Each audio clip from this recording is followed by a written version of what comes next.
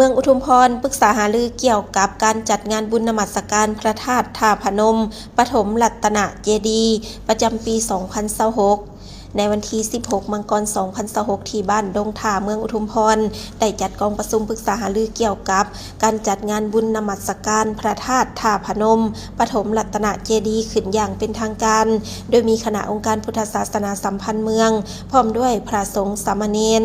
เข้าร่วมในครั้งนี้มีท่านอุ่นแก้ววงศาครประธานแนวราวสังสาสตร์เมืองคณะของการวัฒนธรรมและการท่องเที่ยวเมืองผู้สี่นำกลุ่มบ้านและภาคส่วนที่เกี่ยวของเข้าร่วมอย่างหลวงหลาย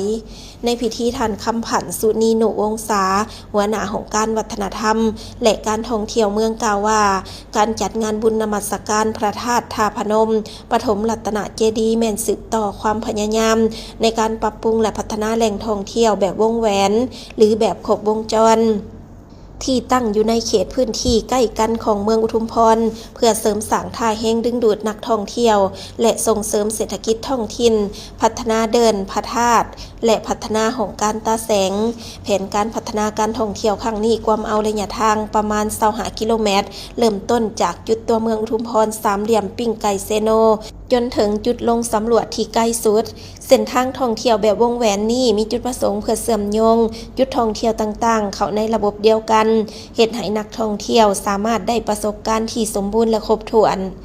การจัดงานบุญนมัสการพระธาตุท่าพนมปฐมรัตนเจดีย์แม้นได้จัดขึ้นทุกๆปีในเดือน3ขึ้น15ค่ำเพื่อเป็นการอนุรักษ์ปกปักรักษาหิตของประเพณีอันดีงามของชาติไว้ให้คนหุ่นลูกหุ่นหลานได้สืบทอดประเพณีอันดีงามนี้ไว้ตลอดไปหรือได้ศึกษาค้นคว้าอีกอย่างก็แม่นเป็นการเต่าโฮมความสามัคคีของประชาชนซึ่งในงานนอกจากพิธีทางศาสนาก็ยังมีกิจกรรมขบวนศิลปวรรณคดีของน้องนักเรียนและขบวนฟ้อนของสหพันธ์แม่หญิงภายในบ้านก็คือบ้านใกล้เคียงพร้อมทั้งมีวงดนตรีขบงานและพิธีแห่พระศาสตร์ผึ่งตามประเพณีที่เคยปฏิบัติสืบทอดกันมา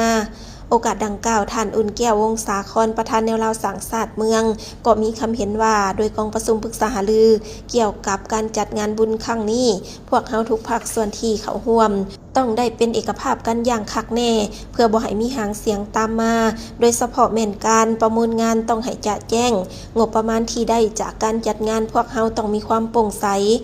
งานบุญนมัสการพระธาตุท่าพนมปฐมรัตนเจดีย์ปีนี้แม่นติดพันกับบุญกองเขาใหญ่ซึ่งจะได้จัดขึ้นในระหว่างวันที่31 มังกรหาวันที่2 กุมภาพันธ์ 2026